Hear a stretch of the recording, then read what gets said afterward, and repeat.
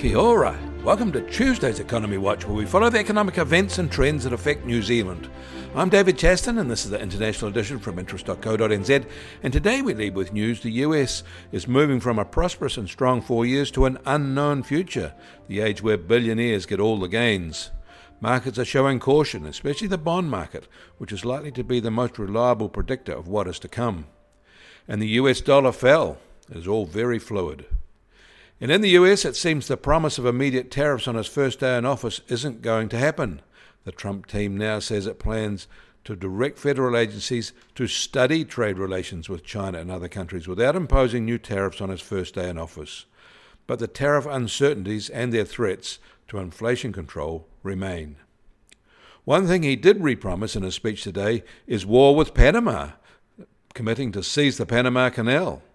Almost certainly that will start work on a wider, more efficient alternative canal in another country. In Canada, in a central bank survey of firms taken in mid-November, after the Trump victory but before the Trudeau resignation, Canadian businesses were girding for a rocky relationship with the US, marked by higher costs and new tariffs. But they were seeing improved demand, and if they can navigate the new US policies, they seem confident business will improve there. Across the Pacific, Japan released machinery order data yesterday for November, and that brought a much stronger result than expected.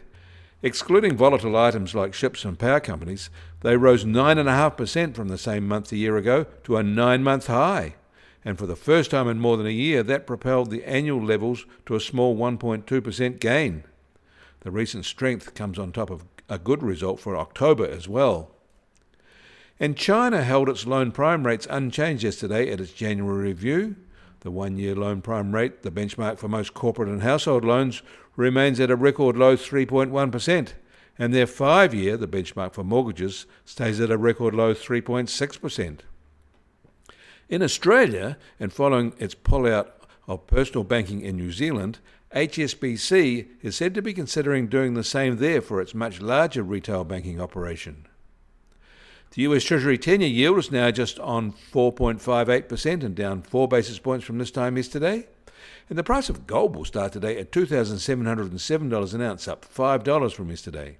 But oil prices are down $1.50 at $76.50 a barrel in the US, while the international Brent price is now just under $80 a barrel. And the Kiwi dollar starts today at just under 56.6 US cents and up 70 basis points from this time yesterday. Against the Aussie, we're up 30 basis points at 90.4 Australian cents. Against the euro, though, we're unchanged at 54.4 euro cents. That all means our trade-weighted index starts today at just on 67.1 and up 30 basis points from yesterday. And the Bitcoin price starts today at $106,643 and up 1.9% from yesterday. But volatility over the past 24 hours has been very high, at plus or minus 4.8%.